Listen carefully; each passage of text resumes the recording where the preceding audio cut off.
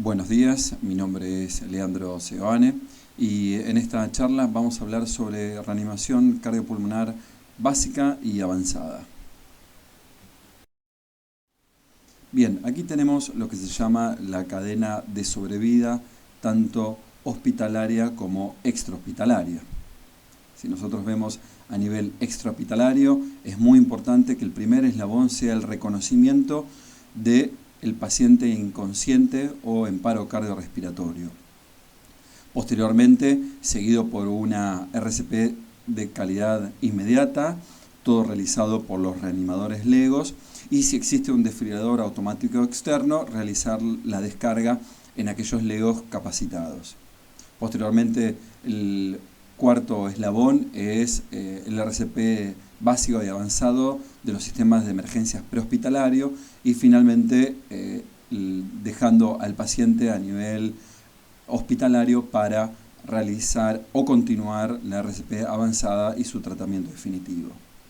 La cadena de sobrevida intrahospitalaria habla principalmente que hay que hacer una vigilancia y una prevención como el primer eslabón. El segundo es el reconocimiento y la activación del sistema de emergencia. Se inicia un RCP avanzado de alta calidad, una desfibrilación inmediata y el último eslabón es el soporte vital avanzado y los cuidados postparos cardíacos de gran importancia. Empezamos con el apoyo vital básico. Es tan importante para el reanimador identificar que la escena sea segura. Entonces no miremos al gato indefenso, al paciente indefenso, sino veamos cómo y dónde se encuentra ese paciente. ¿La escena es segura? Entonces hay que evaluar los riesgos del reanimador también. El reconocimiento y la activación es de forma inmediata del sistema de respuesta a emergencia, por lo cual hay que evaluar la respiración y el pulso de forma simultánea y posteriormente entonces activar el sistema de emergencias. Los números habituales que conocemos es el 911, que sirve tanto para la Ciudad de Buenos Aires como para el Gran Buenos Aires, y en algunas ciudades o pueblos quizás todavía sigue existiendo el número 107. Recuerden también que ustedes pueden llamar desde un celular, aunque esté bloqueado, uno puede directamente marcar el 911 y el teléfono responde. Cuando uno llama al 911, un radiooperador pregunta qué tipo de emergencia está teniendo la persona. Puede ser una emergencia policial, puede ser un robo, puede ser un paciente que está en paro cardiorrespiratorio en la avenida. Después, de acuerdo al tipo de emergencia, desde el 911 derivan la llamada al lugar específico, sea los bomberos, sea al SAME. En este caso, el SAME, lo que estamos viendo es la central operativa, por lo cual de ahí se atienden las llamadas de la Ciudad de Buenos Aires. El ABC de la reanimación cardiopulmonar no ha cambiado, se comienza por la circulación, es decir, la compresión fuerte y rápida, posteriormente se hace la apertura de la vía aérea y posteriormente 2 ventilaciones para continuar con la compresión torácica. Este es el algoritmo de RCP básico, donde el paciente no responde, no respira o no respira con normalidad, por lo tanto inmediatamente se activa el sistema de respuesta a emergencias, donde se le solicita una ambulancia o un desfibrilador, por lo cual se inicia el RCP fuerte y rápido en el centro del tórax. Esta compresión se hace continua hasta que aparece el desfibrilador, donde ahí se comprueba entonces el ritmo y el desfibrilador determinará si es necesario aplicar descargas. En el caso que es necesario aplicar descargas, el aparato va a conducir al operador, al reanimador, para que se aleje y para que apriete el botón de descarga y posteriormente continuar la reanimación. ¿Sí? Esto es un círculo continuo que junto con el desfibrilador, a los 2 minutos nuevamente, el DEA va a hacer un stop, donde va a solicitar al operador que no toque al paciente y nuevamente se controle el ritmo y la desfibrilación. Este círculo es continuo y persistente hasta la llegada avanzada de ambulancia o reanimadores avanzados. Bien, en los adultos hay que activar inmediatamente el sistema de emergencias médicas frente a un paro cardíaco, pero en los chicos menores de 8 años se debe realizar inicialmente 5 ciclos de RCP, que serían 2 minutos, y activar el sistema de emergencia porque no toleran la hipoxia. Este es en el caso cuando uno se encuentre solo con la víctima. Excepción a la regla es el paciente ahogado, el paro asociado al trauma, sobredosis de droga o paro en los niños con antecedentes de arritmia. Se activa directamente el sistema de emergencia y se inicia el RCP. Fíjense las causas de paro en los niños. El 80% son causas respiratorias y después hay un 10% que son shock y otro 10% causas cardíacas. Este es un niño, como se visualiza la gran dificultad respiratoria por tener la excavación del pecho frente a una insuficiencia ventilatoria severa. La compresión torácica en el adulto se coloca en el talón, en la mano en el centro del pecho, a la altura de las tetillas y la otra mano arriba de la primera. Entonces, la compresión torácica, la frecuencia tiene que ser de 100 y no más de 120. Cuando es más de 120 ya la profundidad es inadecuada, generalmente en el 50% de los casos. La profundidad al menos es de 5 centímetros, pero no más de 6 centímetros porque podría aparecer lesiones. La descompresión es tan importante como la compresión. Evitar apoyar en el tórax para permitir la descompresión.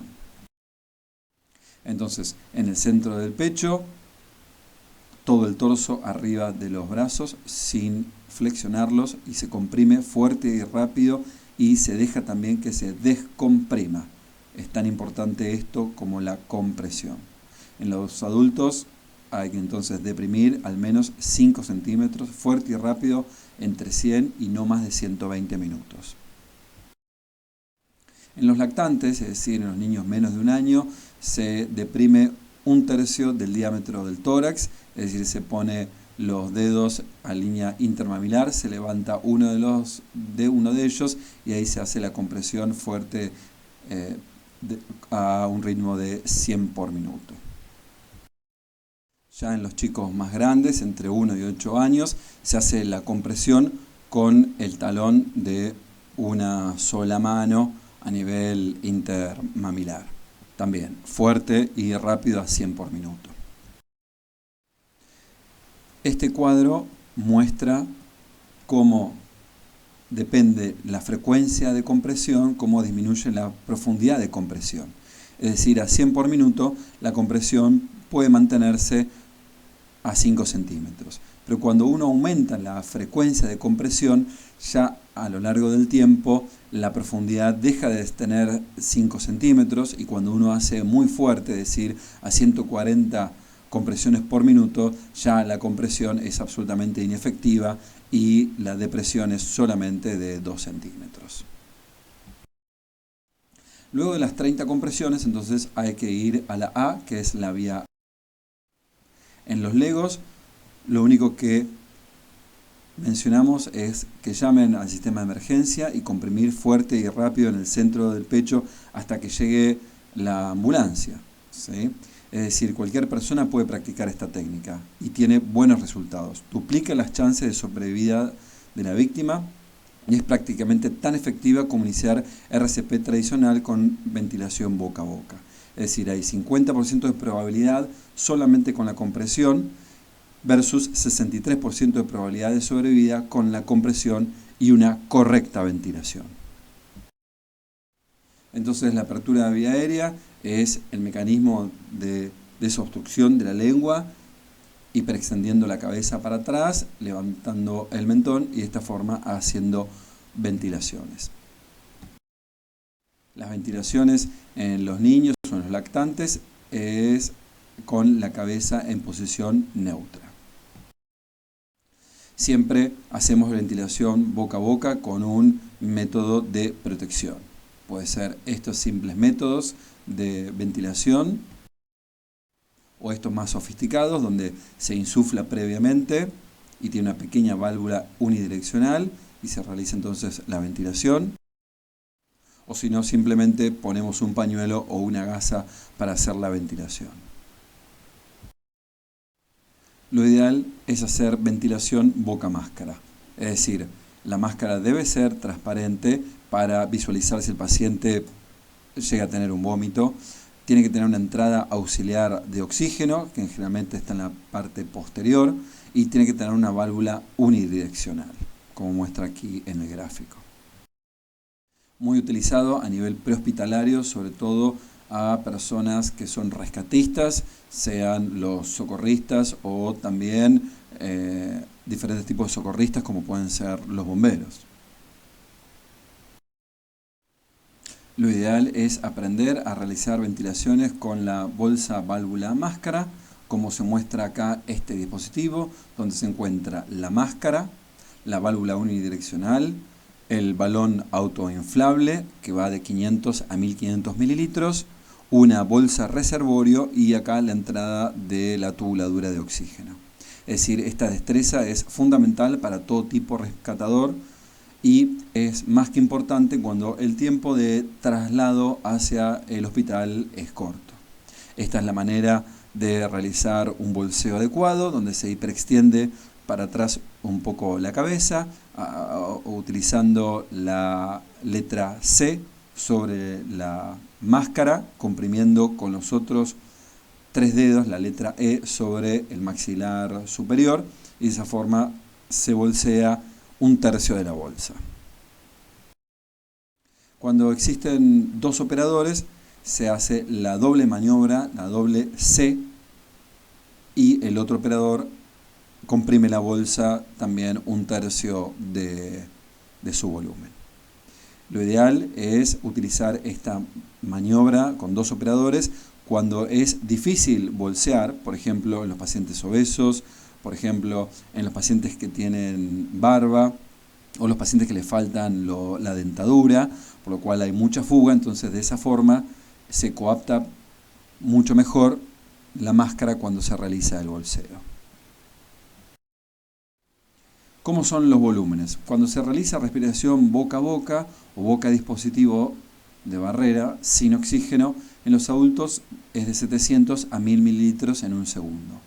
En los niños de 1 a 8 años se administra el aire de la boca, aproximadamente unos 200 mililitros, y en los lactantes solamente el aire de la boca, pero 30 mililitros. Con bolsa, válvula máscara o máscara con oxígeno suplementario, se utiliza la administración de 400 a 600 mililitros por segundo. ¿Cómo son los ciclos de ventilación y compresión? Tanto en los neonatos, lactantes y niños menores de 8 años hay que alternar 30 compresiones y 2 ventilaciones. Pero cuando hay 2 rescatistas se hacen 15 compresiones y 2 ventilaciones. Cuando ya estamos frente a un adulto o niños mayores ya de 8 años, hay que alternar 30 compresiones con 2 ventilaciones, tanto por un rescatista como 2 rescatistas. ¿Hasta cuándo hay que continuar la RCP? Hasta que llegue la ambulancia, hasta que la víctima se recupere o hasta que cesan los esfuerzos.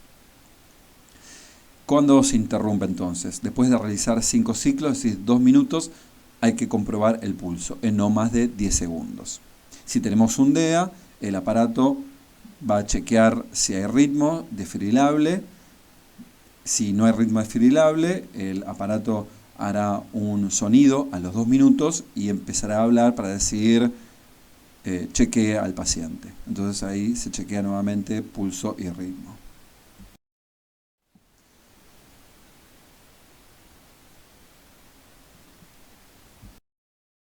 Estas imágenes representan arriba lo que se llaman dispositivos de compresión torácica, que son dispositivos automáticos que hacen la compresión de forma automática a un ritmo exacto y profundidad exacta, y estos son los dispositivos de umbral de impedancia, es decir, ya no son automáticos, serían semiautomáticos, donde el aparato le traduce por un visor si es adecuada la compresión. La realidad es que estos dispositivos no mostraron ningún beneficio frente a la compresión manual. Miremos esta tabla que habla sobre las posibilidades de sobrevida y el tiempo transcurrido del paro cardíaco. Como vemos, acá al minuto baja 10% de probabilidades de vidas, a los 2 minutos baja otro 10% y así sucesivamente. Es decir, con cada minuto que el paciente sufre un paro cardíaco, hay 10% de pérdida de posibilidades de sobrevida. Por lo tanto, 10 minutos donde no se hace RCP es prácticamente una defunción segura.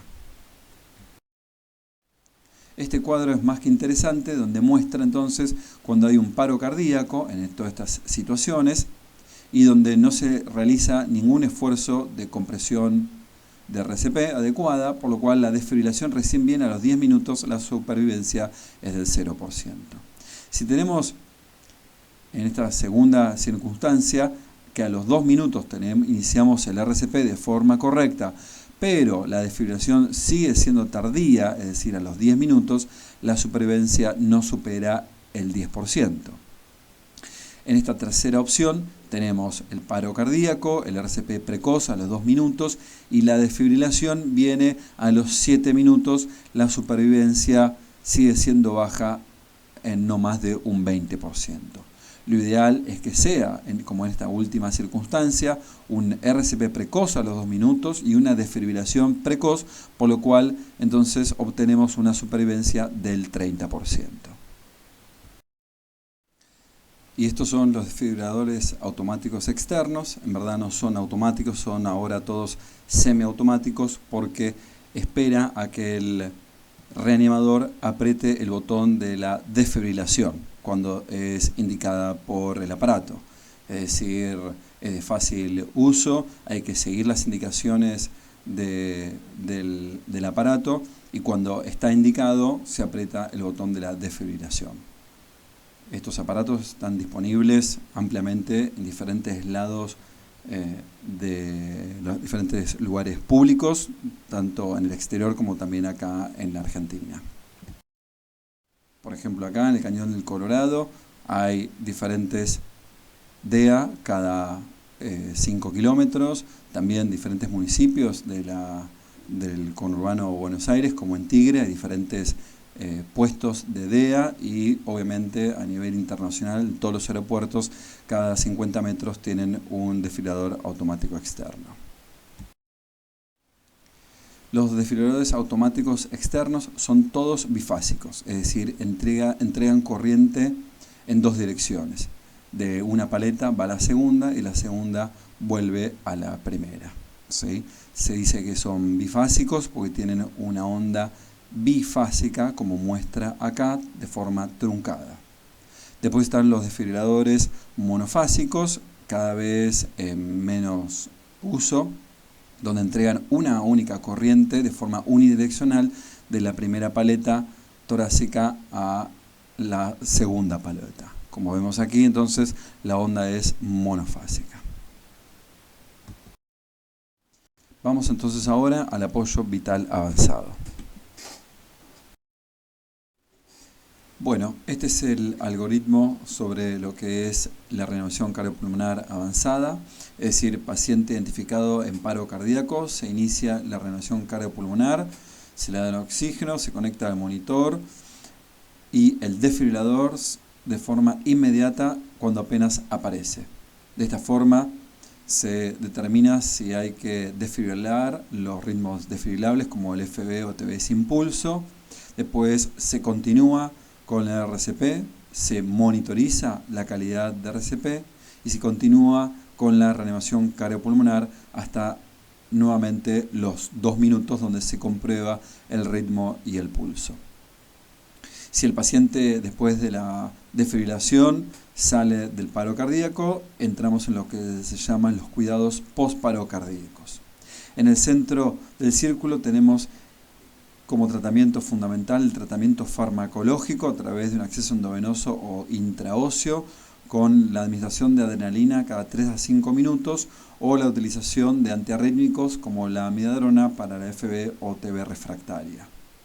También considerar la posibilidad de los dispositivos avanzados en las vías aéreas para determinar la calidad de nuestra reanimación, como es la onda de capnografía. Y obviamente el tercer pilar es tratar siempre las causas reversibles. La vasopresina sale del algoritmo porque es una droga que no ha sido comprobada como la adrenalina, necesita estar refrigerada, por lo tanto para simplificar el algoritmo se utiliza la adrenalina solamente. Con respecto a la vía aérea avanzada, no hay evidencia suficiente para demostrar un mejor resultado neurológico con la bolsa válvula máscara versus el dispositivo avanzado, ¿sí? Que puede ser tanto la intubación orotraqueal como los dispositivos supraglóticos. Entonces, ¿cuáles son las recomendaciones? Tanto la bolsa válvula máscara como los dispositivos avanzados pueden ser utilizados en el extra como el intrahospitalario. Si se elige dispositivos avanzados, el personal debe ser el entrenado para minimizar las interrupciones. Se realiza una vez de la intubación o el dispositivo avanzado, una ventilación cada 6 segundos y la compresión de forma continua a 100 por minuto. Cuando uno decide realizar una intubación orotraqueal, siempre tener en cuenta la vía aérea dificultosa, como la falta de apertura bucal, es decir, si no hay una distancia de 3 centímetros entre los incisivos superiores e inferiores, va a resultar difícil la intubación. Y otro de las intubaciones dificultosas es la obesidad, es decir, el diámetro cervical es el más simple y el mejor predictor de intubación dificultosa.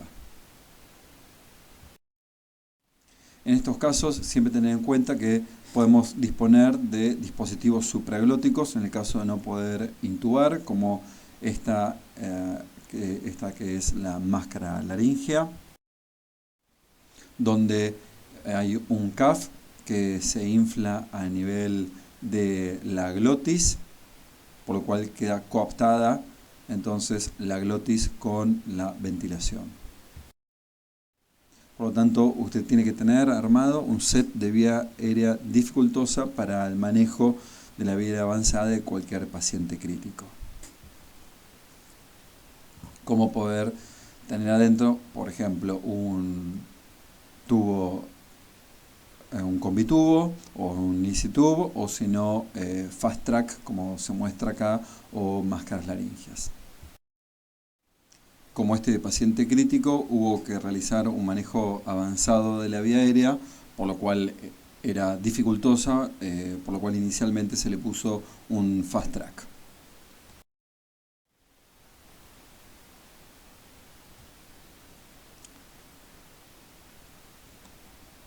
Tuvo buena evolución el paciente y pudo darse de alta de forma satisfactoria. La utilización de videos asistidos es fundamental para evitar el acercamiento y los contagios del coronavirus, por lo cual hay diferentes tipos de dispositivos en el mercado. Cualquiera de ellos es utilizado para la intubación de estos pacientes críticos. Acá vemos diferentes imágenes, cómo se ve muy bien los pacientes a través de la video asistida con la utilización de fibra óptica y colocación, como se ve aquí en la última imagen, del tubo orotraqueal. Aquí estamos viendo con el video asistido cómo se está colocando el tubo orotraqueal. El operador tiene el camisolín hidrorrepelente, el barbijo N95, gafas, la escafandra, la cofia y los dobles de guantes. Todo el personal está vestido de la misma manera.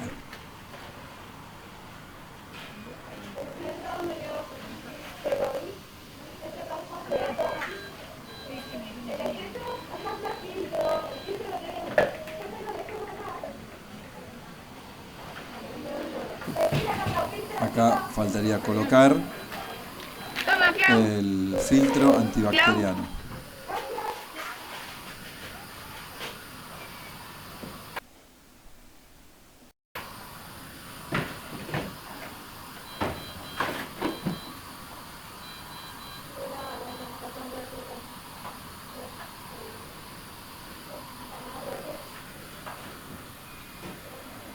Ahora sí, se coloca el filtro antibacteriano entre el tubo y la bolsa. Se verifica la correcta colocación, ocultando en el epigastrio, después en vértice izquierdo y después en vértice derecho. Las víctimas de paro presentan uno de los siguientes ritmos: o FB o TB sin pulso, o no FB o TB, que es la actividad eléctrica sin pulso o la asistolia. Las recomendaciones generales. Todas las víctimas de paro deben recibir los mismos 3 tratamientos, que es el masaje cardíaco, los vasoconstrictores, siempre la adrenalina, y drogas adecuadas para el ritmo cardíaco. Cuando utilizamos el desfibrilador y lo prendemos, siempre los aparatos van a estar sensando a través de los cables, es decir, en D1. Por lo tanto, lo que hacemos es rápidamente apretar el botón de electrocardiograma y pasar a paletas. Por lo tanto, siempre nosotros vamos a sensar el ritmo del paciente con las paletas.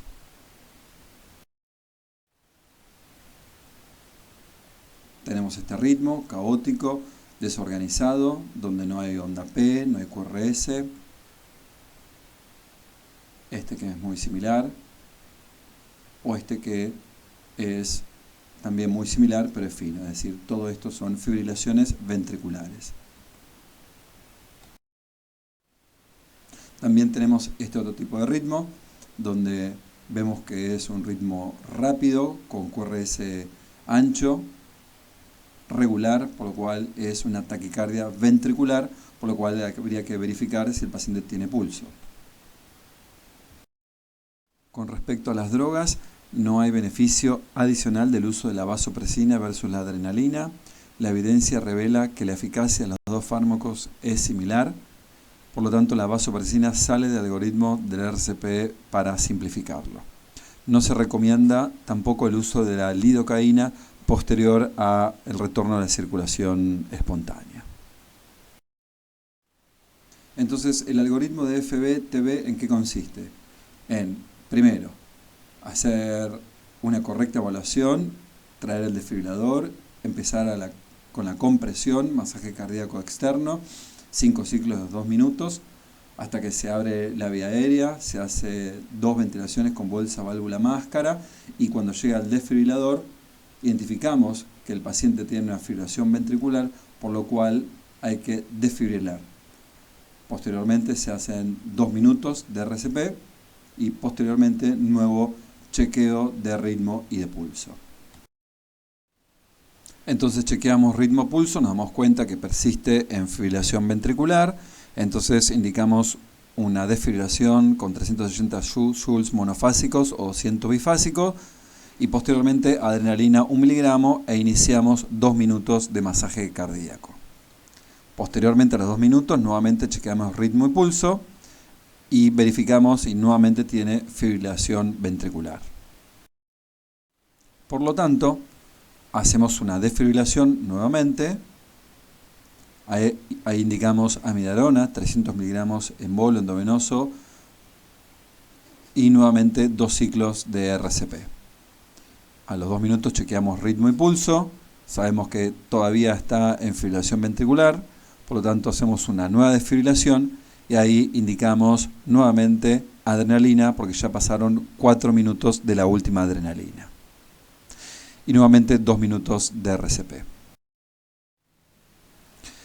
Nuevamente chequeamos el ritmo y identificamos que está en fibrilación ventricular, desfibrilamos, damos el segundo bolo de amiodarona de 150 miligramos, Posteriormente hacemos 2 minutos de RCP. Chequeamos nuevamente ritmo y pulso. Sigue fibrilación ventricular. Y ahora entonces desfibrilamos y toca dar adrenalina 1 miligramo porque le habíamos dado hace 4 minutos atrás. Pasamos ahora al segundo algoritmo de paro, que es este ritmo, que puede ser una bradicardia que no tiene pulso, otra bradicardia con córrese ancho ventricular que tampoco tiene pulso, o este que parece ser un ritmo sinusal que tampoco tiene pulso. Por lo tanto, estamos frente todo esto al mismo nombre, que se llama actividad eléctrica sin pulso. Y después tenemos esta línea biseléctrica, que después de comprobar que estén los electrodos correctamente enchufados, que aumentemos la ganancia y que rotemos las paletas 90 grados, podemos definir que esto entonces es una asistolia. Entonces se trata de la misma forma, la actividad eléctrica sin pulso, que la asistolia. Entonces, en el algoritmo del ABCD secundario de la asistolia o la actividad eléctrica sin pulso, empezamos con la C, que es la compresión y colocación de vía endovenosa. En la A es la vía aérea, donde sí se puede realizar intubación orotraqueal o máscara laringe con bitubo. En la B confirmamos que el tubo esté correctamente bien puesto, aseguramos la oxigenación y la ventilación. Y después la D representa los diagnósticos diferenciales, ya que aquí no hay un ritmo desfibrilable. Por lo tanto, inmediatamente administramos adrenalina 1 miligramo cada 3 a 5 minutos y consideramos la terminación de los esfuerzos posterior a una reanimación completa. ¿Cómo hacemos el monitoreo durante el paro cardíaco? Hay métodos fisiológicos, que por ejemplo es tomar el pulso femoral. Frecuentemente los médicos toman el pulso como valoración de la efectividad durante las compresiones torácicas. La realidad es que ningún estudio ha validado esta utilidad. Como no hay valvas en la vena cava inferior, el flujo retrógrado venoso puede simular el pulso femoral. Otra forma también de monitorizar el paro cardíaco son con métodos complementarios como la saturación venosa central, que es un buen método, y cuando hay menos de 30% hay que considerar mejorar la calidad de RCP. Pero bueno, el paciente tiene que tener una vía venosa central, yugular, ¿no? La oximetría de pulso no provee una señal pulsátil de flujo en el paro, pero la presencia o la aparición repentina de la curva detecta que hay restauración de la circulación espontánea. Gasometría no es un indicador real de hipoxemia, hipercapnia o acidosis. Ya hace tiempo se vio que la presión de perfusión coronaria era igual a la presión diastólica aórtica, que correlaciona con un buen flujo miocárdico y un retorno de la circulación espontánea. Un trabajo publicado por Rivers por allá en los años 93 identificó que una aproximación de la perfusión coronaria con un catéter femoral, radial o braquial, y vio que si una diastólica era menos de 20 milímetros de mercurio, había que considerar mejorar la calidad de RCP para un retorno de la circulación espontánea. Después tenemos la forma de monitorizar a través de la CO2 expirada. La ETCO2 es la presión parcial de oxígeno al final de la expiración y refleja el output cardíaco y el flujo pulmonar. Es el transporte de la CO2 por la circulación venosa del ventrículo derecho y de ahí al pulmón. Entonces nosotros podemos monitorizar la CO2 expirada, es decir, colocando un dispositivo de CO2 expirada entre el tubo orotraqueal y la bolsa válvula máscara. De esa forma, nosotros detectamos cuál es la cantidad de CO2 a través de esta curva. Con el dispositivo avanzado se puede monitorizar la calidad de RCP con la CO2 expirada. No está estudiado con los dispositivos supraglóticos porque ellos pueden fugar. Ya hace tiempo se sabe que la CO2 expirada puede ser utilizada para la reanimación cardiopulmonar como en la publicación de la New England en el 1988 por J. Falk.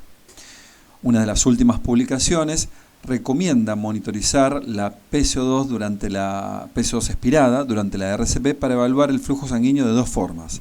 Mejorar el rendimiento de las compresiones torácicas si la CO2 expirada es inferior a 10 milímetros de mercurio, y tener en cuenta que un aumento abrupto y sostenido con un valor de más de 35 se refiere a un indicador del retorno de la circulación espontánea. Por lo tanto, la AJA recomienda la utilización de la CO2 expirada en la reanimación cardiopulmonar. Tenemos distintos dispositivos, como pueden ser monitores específicos, como también pueden ser pequeños dispositivos que se colocan entre el tubo y la bolsa.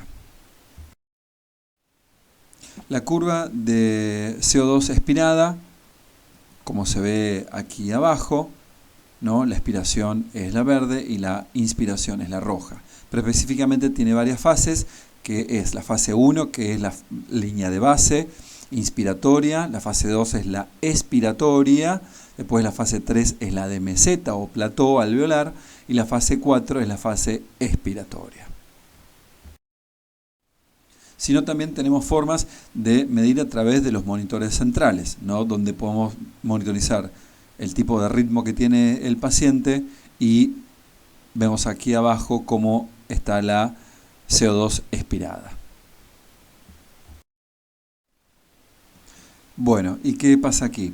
Acá el paciente entra en paro cardiorrespiratorio, recién a los aproximadamente 2 minutos se coloca la CO2 expirada y se ve cómo con los masajes cardíacos se elimina la CO2 expirada, por lo tanto el paciente está bien intubado. Todos estos valores están por arriba de 12,5, por lo tanto está muy bien, pero acá la misma persona que está comprimiendo empieza a tener menor fuerza de la compresión, como se ve aquí abajo, por lo tanto acá en este momento se cambia de operador, por lo tanto la monitorización de la CO2 expirada demuestra que el operador ya estaba agotado y había que rotarlo, por lo tanto acá ahí empieza a haber una muy buena capnografía, ¿sí? ¿Qué es lo que pasa a lo largo del tiempo? ¿No? Como se muestra acá en la flecha verde, que de repente la capnografía marca valores más de 35 milímetros de mercurio, por lo tanto acá estamos frente a la restauración de la circulación espontánea.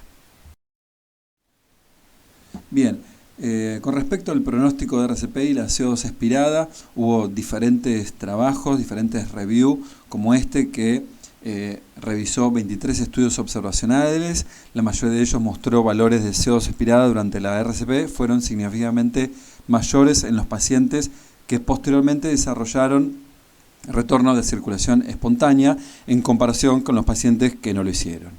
Varios estudios sugieren que el valor inicial de la CO2 de más de 1.33, que sería 10 milímetros de mercurio, es 100% sensible para predecir la supervivencia, y tomar un valor de CO2 menor a 1.33 kilopascales como fuerte predictor de mortalidad. Entonces, recomendaciones de la AJA.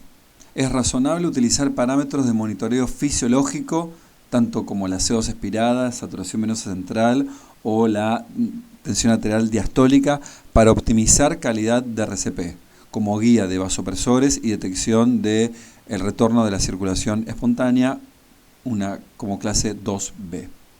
Una falla para conseguir una CO2 expirada de 10 milímetros de mercurio por onda de capnografía después de 20 minutos de RCP es considerado como uno de los componentes para terminar los esfuerzos de reanimación, clase 2B. Bien, otra forma de monitorizar la calidad de RCP es a través de la ecografía. Ya en el año 2010 la AJA recomendaba la utilización de la ecocardiografía en el RCP para determinar las causas tratables del paro, como el taponamiento cardíaco, el TEP, la disección aórtica. Hubo varios trabajos publicados, este gran trabajo, el FIL, publicado en el año 2007, donde evaluaba el manejo en la resucitación utilizando la ecografía, y este otro trabajo ya a posterior, donde comparó la utilización de la ecografía en los protocolos integrados de RCP versus los protocolos convencionales, por lo cual los dos evidenciaron gran mejoría en la reanimación y en la sobrevida de los pacientes. ¿De qué trata entonces el protocolo FIL? Trata de descartar las causas potencialmente reversibles del paro, como el taponamiento cardíaco, el shock cardiogénico, la insuficiencia miocárdica por TEP o síndrome coronario agudo, hipovolemia, y diferenciar al paciente con pseudoactividad eléctrica sin pulso.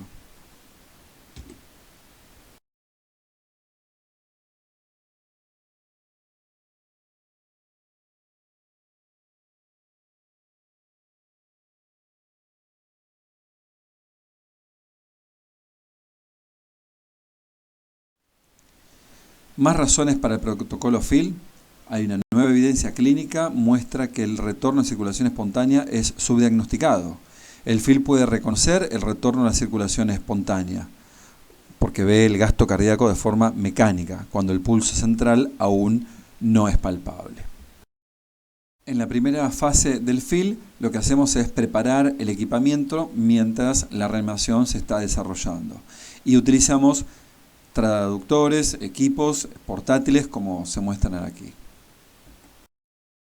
En la fase 2 identificamos en dónde vamos a poner el traductor. Lo podemos poner de forma subsifoidea o también paraesternal. Se realiza cuando los miembros del equipo de reanimación suspenden luego de los 2 minutos para chequear ritmo y pulso. Ahí se coloca el traductor. El ecografista emergentólogo indicará en voz alta que en esta interrupción hará el FIL subsifoideo o paraesternal.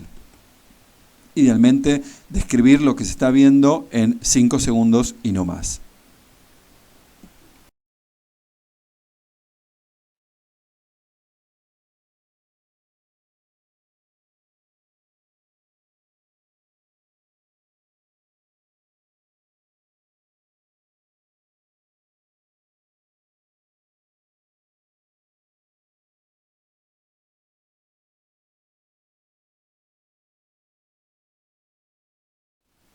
En este algoritmo lo que estamos viendo es en qué momento nosotros tenemos que poner el traductor a nivel subsifoideo o paraesternal. Es decir, cuando identificamos que el paciente está en asistolia, hacemos 2 minutos y después de los 2 minutos RCP, ahí verificamos las diferentes causas del paro, que vamos a nombrar a continuación. Si el paciente tiene un ritmo desfibrilable, se hace 2 minutos y en el momento del chequeo del ritmo de pulso, ahí podemos aprovechar también para identificar ritmo desfibrilable.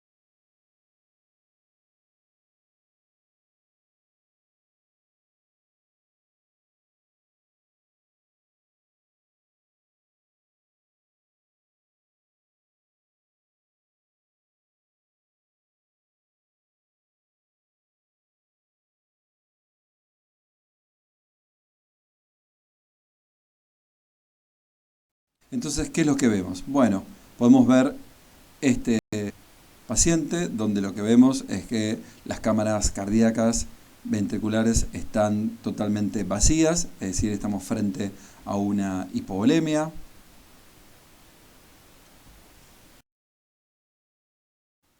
También podemos ver de forma subsifoidea, donde hay un gran taponamiento cardíaco que está comprometiendo al paciente, por lo tanto sería la causa del paro cardíaco.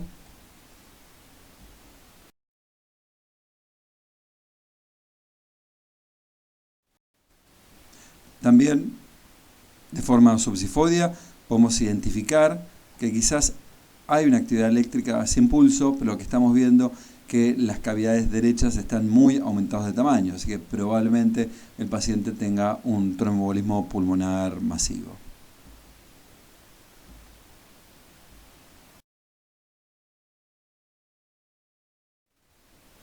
También podemos identificar eso, no solamente quizás las cavidades derechas estén dilatadas, pero lo que podemos estar viendo es un trombo en tránsito, como se muestra aquí en esta ecocardiografía de 4 camas. Otra de las causas también del paro cardíaco, ya menos frecuentes, es el neumotórax hipertensivo.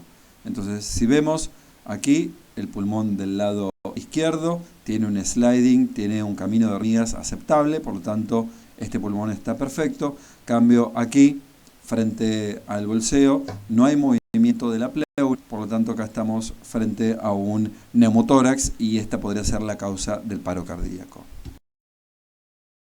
El paciente que está en shock cardiogénico, con rales bilaterales, con ingurgitación yugular, con taquipnea, probablemente tenga este corazón, ¿sí? Donde hay una gran hipoquinesia global, por lo tanto está con tensión arterial sistólica descendida, ¿no? Posteriormente, el paciente entra en paro cardíaco y probablemente tenga esta actividad eléctrica sin pulso, donde se vea que hay una actividad eléctrica pero no tiene pulso. Pero ecográficamente sí vemos que hay una actividad mecánica. Si el paciente sigue de esta forma, seguramente entra en asistolia, como vemos acá. Entonces, quiero reforzar este concepto, que el paciente que tiene una actividad eléctrica sin pulso, hay que ver el corazón de forma subsifoidea para identificar si hay actividad mecánica.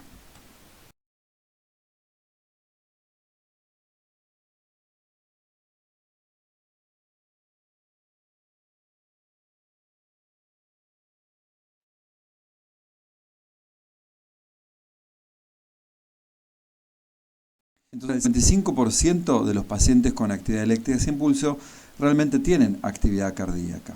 Es la llamada pseudoactividad eléctrica sin pulso.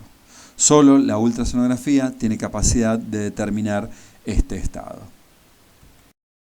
Bueno, acá tenemos dos tipos de actividad eléctrica sin pulso. El de la izquierda, donde prácticamente se evidencia por eco ausencia de actividad mecánica, por lo tanto ahí la indicación es compresión miocárdica y adrenalina. Cambio en el paciente de la derecha, lo que estamos viendo es que la actividad eléctrica sin pulso tiene actividad mecánica, por lo tanto se le llama una pseudoactividad eléctrica sin pulso. Aquí en este caso la conducta es un goteo de vasopresores con adrenalina en infusión continua. Como este otro paciente que tenía una aparente actividad eléctrica sin pulso, pero se vio por ecocardiografía que tenía actividad mecánica, por lo cual se le indicó vasopresores y endovenoso y se suspendió el masaje cardíaco. ¿Y la ultrasonografía tiene un valor predictivo para los pacientes? La realidad que sí, hace ya más de 20 años que hay publicaciones donde demuestran que la ecocardiografía resulta un valor predictivo positivo de un 100% de mortalidad y un valor predictivo negativo del 58%, como muestra este trabajo publicado en la Academic Emergency Medicine del año 2001. Desde ese año entonces hubo múltiples trabajos presentados de forma comparativa donde se guiaba la reanimación cardiopulmonar con eco, por lo cual se evidenció que la sobrevida mejoraba ampliamente con la utilización de la ultrasonografía en los protocolos de ACLS.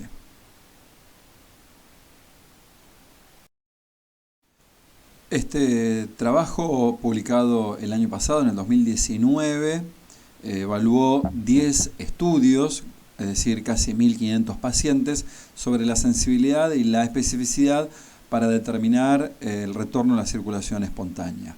¿Y qué evidenció? Que la sensibilidad de la actividad cardíaca para predecir el retorno a la circulación espontánea fue del 26% en la sistolia en comparación con el 76% en la actividad eléctrica sin pulso. Acá vemos dos ejemplos de actividad eléctrica sin pulso. El de la izquierda tiene actividad mecánica por ecografía, por lo tanto es una pseudoactividad eléctrica sin pulso. El tratamiento es vasopresores en infusión continua, sin masaje cardíaco.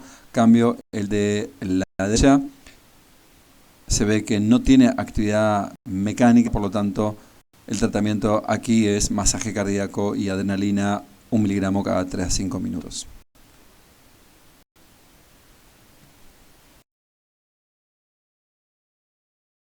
Por lo tanto, las recomendaciones de la AJA dice que si hay un ecografista emergentólogo calificado, el uso del ultrasonido no debe interferir en el protocolo de RCP estándar. Así que la ecografía debe ser considerada como un complemento de la evaluación estándar del paciente, sobre todo para la determinación de las causas del paro, clase 2B. Los cuidados posparos cardíacos. Una vez que el paciente ha retornado a la circulación espontánea, hay que optimizar la ventilación y la oxigenación, tratar la hipotensión arterial, identificar si el paciente puede despertarse. Si no puede despertarse, considerar la hipotermia inducida y considerar y ver si el paciente presenta un infarto agudo de miocardio o sospecha de infarto agudo de miocardio. Por lo tanto, hay que considerar entonces reperfusión coronaria para posterior pasar el paciente a cuidados intensivos avanzados. Entonces, los objetivos del cuidado postparo cardíaco con respecto a la ventilación: la CO2 expirada tiene que ser entre 35 y 40 milímetros de mercurio, no hay que hiperventilarlo, con una saturación de oxígeno mayor a 94% con la menor FiO2 tolerada. Hemodinámicamente, el paciente tiene que tener una tensión arterial sistólica mayor a 90 o una TAM mayor a 65 milímetros de mercurio con cristaloides fríos o uso de dopamina, noradrenalina o adrenalina en infusión continua. Con respecto a la parte cardiovascular, ¿cuándo indicaríamos una angiografía coronaria? Cuando hay una imagen de infarto agudo de miocardio o cuando hay simplemente una sospecha de paro cardíaco de origen coronario sin una elevación del ST. Con respecto a la parte metabólica, hay que mejorar la perfusión, disminuir el ácido láctico, estar atento con la hiper o hipocalemia, tratar la hipoglucemia y la hiperglucemia y evitar fluidos hipotónicos. Con respecto a la hipotermia postparo cardíaco, se ha constatado que la reducción de la temperatura corporal de 1 grado disminuye de un 6 a un 7% el metabolismo cerebral. Por lo tanto, la hipotermia genera disminución de la presión intracraneal debido a la vasoconstricción cerebral y hay mecanismos neuroprotectores del frío como son su capacidad anticomicial, la preservación de la síntesis proteica y modulación tanto de la respuesta inflamatoria como la apoptosis neuronal. Múltiples trabajos han visto que desde la historia del año 1950, el doctor Lewis, donde la técnica del frío se utilizó para proteger al cerebro dentro de cirugías cardiovasculares. Bernard publica en el año 2002 77 pacientes con y sin hipotermia de 33 grados por 12 horas y vio que al grupo que tenía hipotermia tenía una sobrevida mejor, con menos lesiones neurológicas, en un 49% comparado con un 26% del grupo de la normotermia. Entonces la hipotermia mejora los resultados neurológicos en un 16% y reduce la mortalidad un 14%. La hipotermia debe ser mantenida entre 32 a 36 grados de temperatura al menos 24 horas. ¿En quiénes? En los pacientes comatosos que retornaron a circulación espontánea posterior a un paro, fuera del hospital, con FB o TB de inicio del ritmo. Y también se considera en pacientes comatosos que retornaron a circulación espontánea posterior a un paro dentro del hospital de cualquier inicio de ritmo. ¿Cómo se hace entonces la hipotermia inducida? De diferentes maneras. Podemos utilizar soluciones cristaloides de 30 mililitros kilo a 4 grados de temperatura, a pasarlos en 30 minutos. Obviamente no hay que indicarlos cuando hay edema pulmonar o PAFI menor de 200. La aplicación de la hipotermia moderada tras la reanimación cardíaca iniciada en el medio extrahospitalario ya no tiene validez. Entonces se puede realizar la hipotermia con diferentes métodos de enfriamiento, como son los packs, que se pueden poner alrededor del cuerpo, en las axilas, en la ingle, en el tórax. Y si no, tenemos métodos más sofisticados, donde se utilizan estas máquinas de hipotermia, donde utiliza agua que recircula alrededor del paciente, donde se le puede programar cuánta temperatura quiere que baje el paciente y en qué momento. Las conclusiones.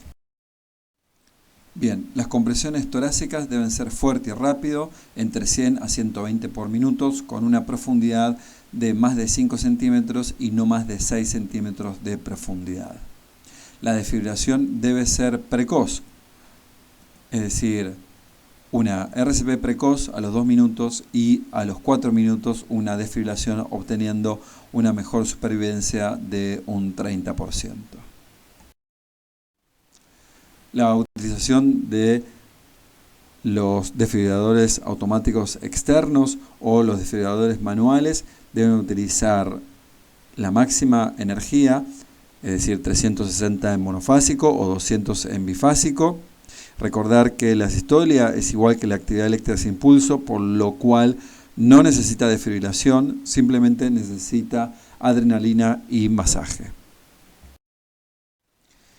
Con respecto a la monitorización durante la RCP, hay dos formas de monitorizar fundamentalmente. Una es la CO2 expirada, que cuando es menos de 10 milímetros de mercurio hay que mejorar la calidad de las compresiones.